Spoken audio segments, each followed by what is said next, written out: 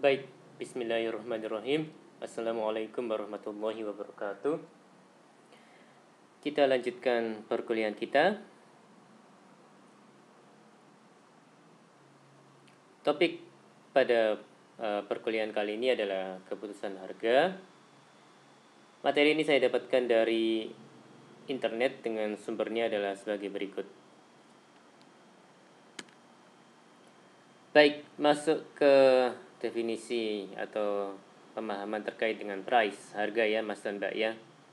Jadi price atau harga adalah sejumlah uang yang dikenakan terhadap suatu produk atau jasa atau sejumlah nilai yang ditukarkan konsumen guna mendapatkan manfaat dalam memiliki atau menggunakan suatu produk atau jasa.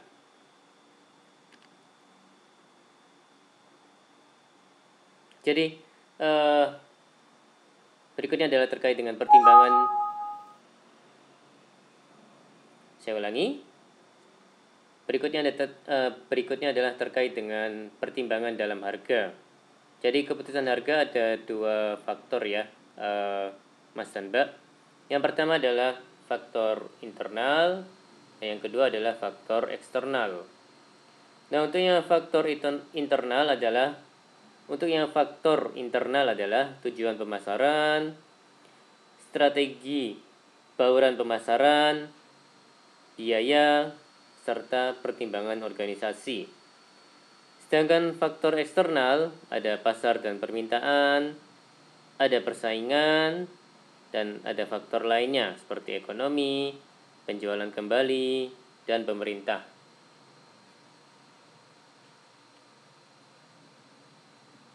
Oke, ya. Masuk ke pembahasan terkait dengan menentukan kebijakan penetapan harga. Jadi ada beberapa poin. Yang pertama, memilih tujuan penetapan harga. Ya, jadi penetapan harga juga ada tujuannya ya Mas dan Mbak ya. Yang berikutnya, menentukan permintaan. Yang berikutnya adalah memperkirakan biaya.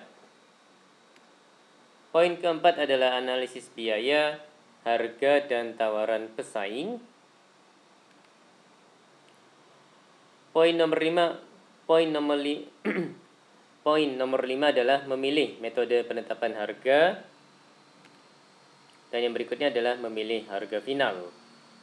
Jadi ada beberapa tahapan ya Mas dan Mbak ya sebelum memilih harga final. Baik, pendekatan penetapan harga. Mohon maaf. Jadi di sebelah kiri ini ada kebijakan pemerintah terkait dengan harga.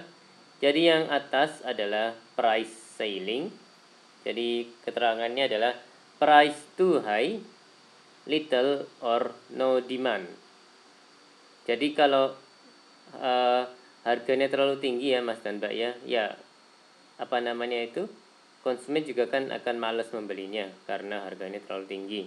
Jadi dalam kondisi seperti itu maka price ceiling dibutuhkan kalau saya tidak salah. Kemudian di bawah ini ada price floor.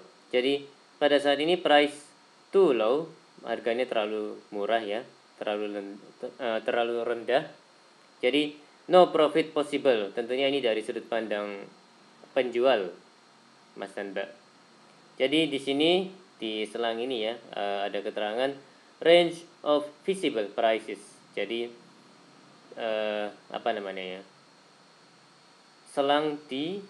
selang yang menunjukkan harga-harga yang visible. Ya, ini ada poin-poin.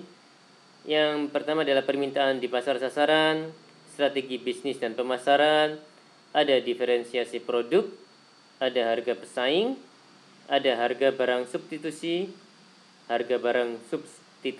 dan biaya produksi.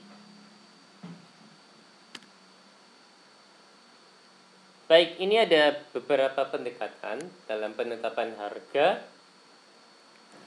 Ada cost-based pricing, ada break-even analysis and target profit pricing, ada value-based pricing, dan yang kemudian adalah competition-based pricing. Oke, ya. Tadi yang pertama adalah cost based pricing. Ya, ini penjelasan lebih detailnya. Jadi pada cost based pricing menambahkan markup terhadap biaya suatu produk. Jadi unit cost dalam hal pendekatan ini ya Mas dan Mbak ya, sama dengan variable cost ditambah fixed cost. Jadi markup price ya, markup price sama dengan unit cost. Jadi one desired return on sales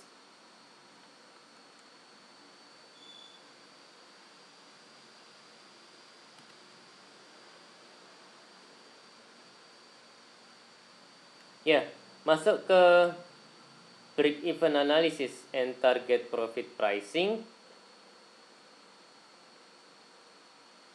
Menetapkan harga untuk mencapai titik impas dalam membuat dan memasarkan suatu produk atau menetapkan harga dalam mencapai target profit.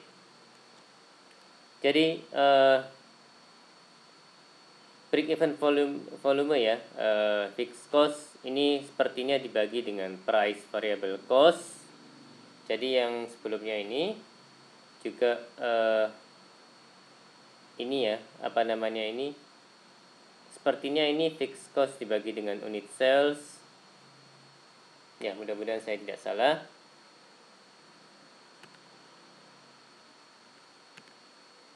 Oke, masuk ke value based pricing. Jadi pada pendekatan ini menetapkan harga berdasarkan persepsi pembeli terhadap suatu nilai dibandingkan dengan biaya penjual. Nah, kalau cost based pricing itu dari produk, ada biayanya, kemudian lahir atau muncul harga, kemudian dari harga ini didapatkan nilai atau value, dan ini masuk ke customers, seperti itu ya Mas dan Mbak ya.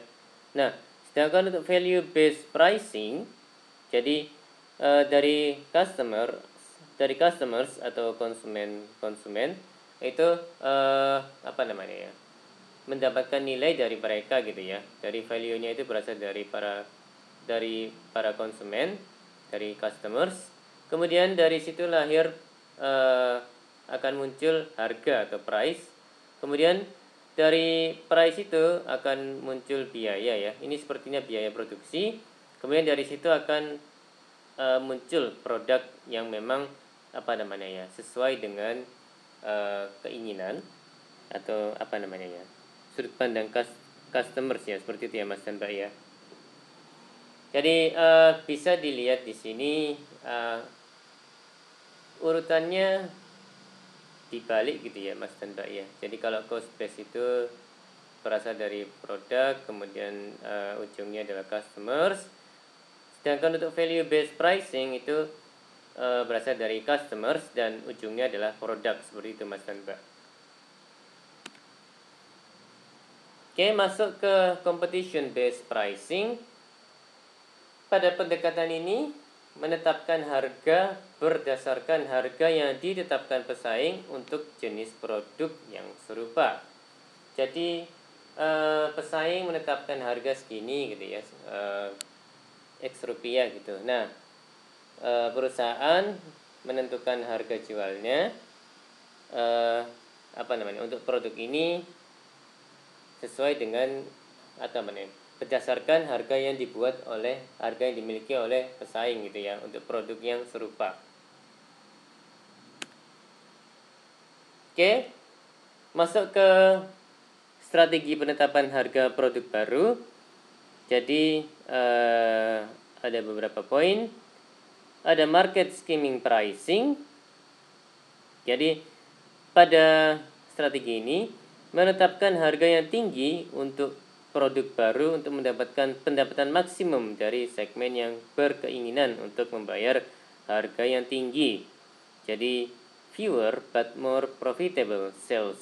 Jadi lebih sedikit penjualannya ya, tapi lebih banyak apa namanya, keuntungan penjualan yang didapatkan. Lebih kurang seperti itu Mas dan Mbak. Mudah-mudahan saya nggak salah. Kemudian yang poin berikutnya adalah market penetration pricing.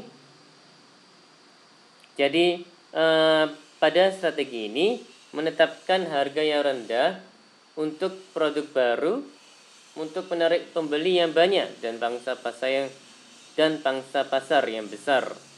Jadi ada produk baru, jadi ya harganya dibanting dulu ya Mas dan Mbak ya, supaya pembelinya banyak gitu ya, dan menguasai pangsa pasar dalam skala besar seperti itu ya Mas dan Mbak ya. Ya, ini ada poin terkait strategi penyesuaian harga. Ya, jadi ada beberapa strategi. Ya, ada discount and allowance pricing. Deskripsinya adalah mengurangi harga untuk memberikan penghargaan kepada konsumen. Ya, diskon ya Mas dan Mbak ya. Kemudian segmented pricing. Deskripsinya adalah menyesuaikan harga terhadap pelanggan, produk, atau lokasi yang berbeda. Ya, yang strategi berikutnya adalah psychological pricing. Jadi deskripsinya adalah menyesuaikan harga terhadap efek psikologis. Promotional pricing mengurangi harga sementara untuk meningkatkan penjualan jangka pendek. Sedangkan geographical pricing menyesuaikan harga sesuai dengan letak geografis atau letak konsumen. Sedangkan international pricing menyesuaikan harga untuk pasar internasional. Jadi ya strateginya kalau misalnya dijual di luar negeri bisa jadi harganya lebih mahal atau bahkan lebih murah ya Mas dan Mbak ya. Oke. Ya, terkait dengan subtopik penetapan harga diskriminasi, ada segmen pelanggan, ada bentuk produk, ada lokasi, dan ada waktu. Oke, ya, ini subtopik terkait dengan penetapan harga psikologi. Jadi ya, asumsi nilainya sama ya Mas dan Mbak ya. Jadi ada produk A dan B, satunya warna merah, satunya warna biru gitu ya. Nah, ini harga untuk A itu 20.000, sedangkan yang B harga 18.900 rupiah. Ya, untuk yang A itu 100 per unit, dan yang bawah yang biru ini adalah 126 per unit. Asumsi nilainya sama, value-nya sama ya, manfaatnya yang didapatkan sama. Semoga saya tidak salah. Jadi mana yang lebih menarik? Mana nilai yang lebih baik? Mana yang psikologi harga? Ya, maksudnya mana yang psikologi harga gitu ya. Mungkin seperti itu Mas Mbak. Oke. Baik, terkait dengan subtopik penetapan harga promosi. Jadi ada beberapa poin. Ini ada kepemimpinan harga merugi supermarket. Kemudian penetapan harga untuk event spesial. Ada potongan harga. Ada pembiayaan bunga rendah. Ada pembayaran jangka panjang. Ada garansi dan pelayanan. Ada diskon psikologis. Oke. Masuk ke subtopik pertimbangan dasar keputusan harga untuk dipasarkan di luar home country. Jadi ini seperti menjual barang di luar negeri seperti itu ya Mas dan Mbak ya. Ada beberapa pertimbangan. Yang pertama, apakah harga mencerminkan kualitas? Jadi ya biasanya sih semakin harganya tinggi gitu ya, naik, kualitasnya juga sepadan ya ikut naik juga gitu maksudnya. Jadi kalau ada barang dengan harganya mahal ya kualitasnya harapannya sih juga bagus gitu Mas dan Mbak. Kemudian apakah harga kompetitif? Apakah perusahaan harus menjalankan market penetration, market skimming atau tujuan lainnya? Kemudian tipe diskon dan allowance yang bagaimana yang harus ditawarkan bagi pelanggan internasional. Kemudian apakah harga harus berbeda bagi segmen yang berbeda. Kemudian keputusan harga yang bagaimana yang harus diambil apabila biaya perusahaan menurun atau meningkat. Apakah permintaan elastis atau inelastis? Ya, minggu lalu kita sudah membahas hal ini ya Mas dan Mbak ya.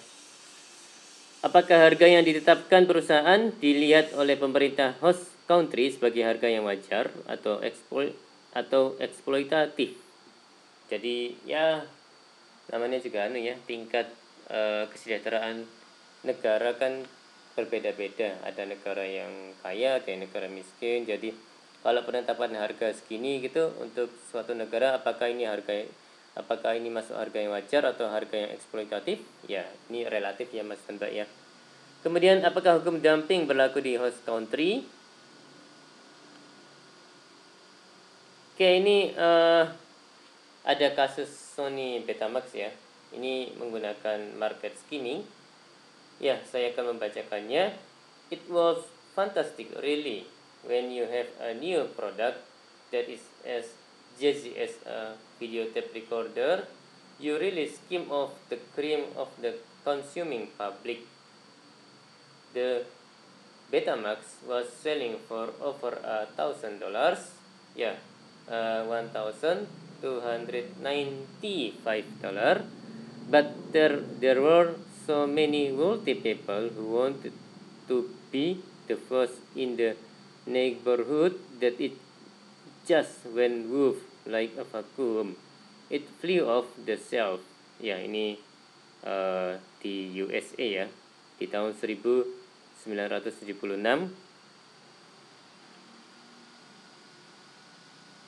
Ya, ini ada kasus lainnya, yaitu Sony CD player. Nggak tahu Mas dan Mbak masih sempat dapat nggak ya, tahu nggak ya CD player? Jadi ini memakai market penetration. Pada saat Sony membuat portable CD pertengahan tahun 1980, kos per unit untuk volume penjualan tertentu diperkirakan mencapai lebih dari $600.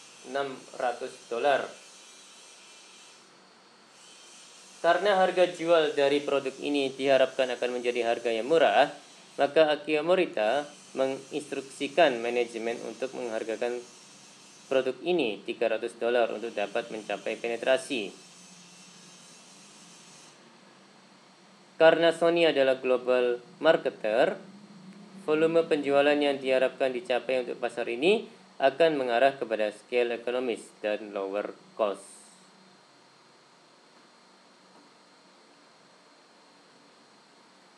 Oke, masuk ke market holding. Strategi ini sering dipergunakan oleh perusahaan yang ingin mempertahankan pangsa pasar. Dalam pasar global terjadi disebabkan karena fluktuasi nilai mata uang yang menyebabkan harus diadakannya penyesuaian harga. Oke, ini kasus market holding. Pada pertengahan sampai dengan akhir tahun 1980, dolar melemah terhadap mata uang dunia. Perusahaan-perusahaan yang berbasis di Jepang, Jerman, Prancis, dan negara-negara lainnya berusaha untuk mempertahankan produknya berdasarkan harga di AS. Artinya, penyesuaian harga untuk dapat bersaing di pasar AS akan menyebabkan profit margin yang lebih rendah.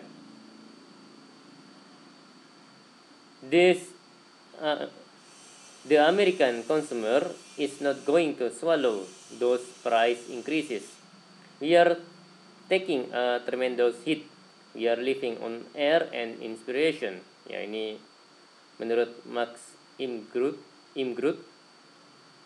head of Charles Jordan USA. Ya, akibatnya banyak perusahaan-perusahaan yang merubah sourcingnya ke perusahaan negara yang dituju atau ke perusahaan di negara dunia ketiga, atau dengan mengadakan licensing dibandingkan dengan mengekspor dari home country untuk mempertahankan pangsa pasar. Ya bisa jadi karena lebih murah ya biaya produksinya daripada bikin di home country kemudian diekspor, mending membuatnya langsung di negara apa namanya, negara yang dituju gitu ya. Sepertinya begitu. Ya, mudah-mudahan saya tidak salah. IKEA 50% dari produknya sourcing dari USA pada tahun 1992 dibandingkan dengan 10% pada tahun 1989. Daimler-Benz dan BMW membuat pabrik manufaktur dan assembly di US untuk memproduksi SUV dan mobil sport untuk pasar US dan pasar dunia. Dalam rangka investasi di lokasi baru untuk ekspansi kapasitas.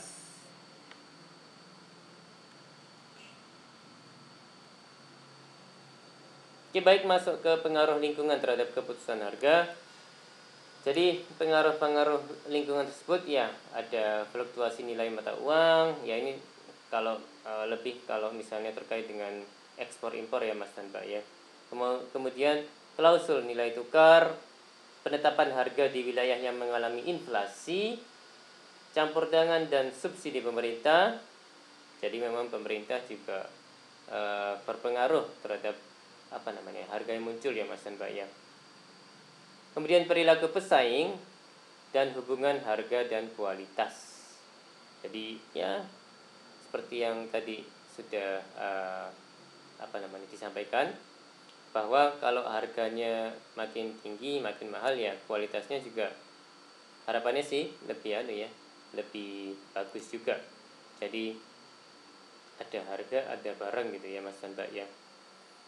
Makin mahal harganya, kualitasnya juga diharapkan makin bagus. Seperti itu Mas dan Mbak. Oke, masuk ke transfer pricing. Penetapan harga dari produk atau jasa yang dibeli atau dijual oleh unit operasi atau divisi dari perusahaan yang sama. Berkaitan dengan pertukaran intrakorporasi, transaksi antara pembeli dan penjual yang memiliki perusahaan induknya sama. Contohnya adalah Toyota. Terdapat 3 pendekatan alternatif. Ya, ada cost based transfer pricing, ada market based transfer pricing, dan ada negotiated transfer pricing.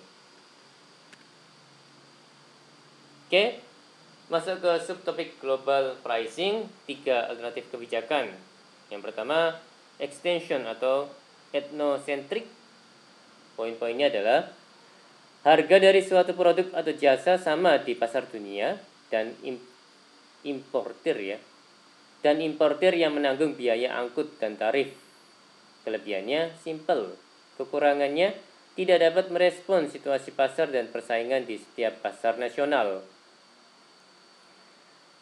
Alternatif berikutnya adalah adaptation atau polycentric. Poinnya adalah diberlakukannya penyesuaian harga oleh manajer cabang atau afiliasi sesuai dengan lingkungannya. Alternatif berikutnya adalah invention atau geocentric. Poin-poinnya adalah suatu perusahaan dapat memberlakukan single price atau menetapkan harga yang berbeda tergantung dari pasarnya. Asumsinya adalah ya, pada alternatif ini terdapat keunikan di pasar lokal yang harus dipertimbangkan. Oke, ya ini subtopik penetapan harga geografis. Ya, kasus PNG. Pasar ke-6 terbesar PNG adalah Cina. Ya, walaupun 2/3 penduduk ya Cina atau sekarang Tiongkok ya berpendapatan kurang dari $25 per bulan. Tahun 2003, P&G menetapkan harga yang bersaing dengan merek lokal dengan masih melindungi merek global, yaitu memperkenalkan deterjen Tide dengan harga 23 cents untuk 320 gram dibandingkan dengan harga 33 sen untuk 350 gram. Produk ini tidak terlalu memberikan banyak manfaat kepada konsumen seperti dalam hal penghilang noda atau wangi, tetapi biaya produksinya murah dan bisa mengalahkan merek lain pada tingkat harga yang sama.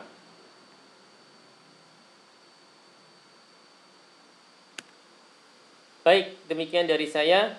Mohon maaf kalau ada hal-hal yang salah, kata-kata yang salah. Terima kasih atas perhatiannya.